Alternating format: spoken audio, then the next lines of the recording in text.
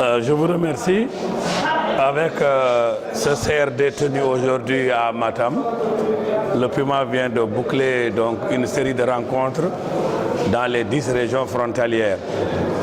C'était donc une opération parfaitement normale dans le cadre des activités du Puma, en ce sens qu'elles permettent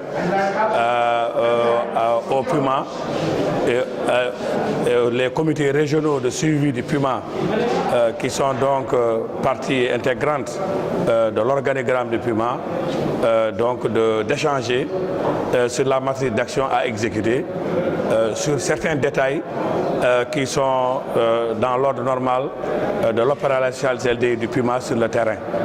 Et aujourd'hui, cette rencontre a été très bien suivie au niveau régional. Nous avons enregistré beaucoup d'acteurs territoriaux, beaucoup de maires et beaucoup d'autorités administratives. Nous sommes bien partis puisque nous avons déjà commencé certaines réalisations au niveau local, mais également nous sommes en train de parfaire aussi cette relation, comme la création des comités régionaux de réception, etc.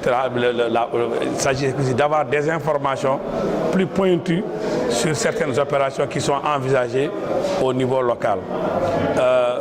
Le mérite du gouvernement, c'est d'avoir demandé dans ces régions frontalières l'évaluation des besoins à travers les schémas frontaliers appelés chefs, proposés par le gouverneur à la base, de n'avoir changé aucune de ces demandes, évaluer ces programmes, trouver qu'il faut 610 milliards et dire je m'engage à travers le Puma pour réaliser en tout cas ces infrastructures demandées.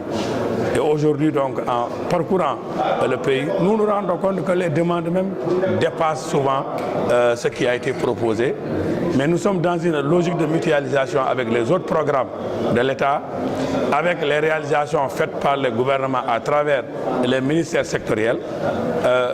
Cette, en tout cas, discrimination positive pour ces zones frontalières est très bien accueillie au niveau donc, des acteurs territoriaux, très bien accueillis aussi au niveau des populations frontalières que nous avons visitées. Et véritablement, nous pensons qu'avec l'année 2018, en tout cas la première période triennale qui va de 2010 à 2019, le Puma va s'implanter définitivement.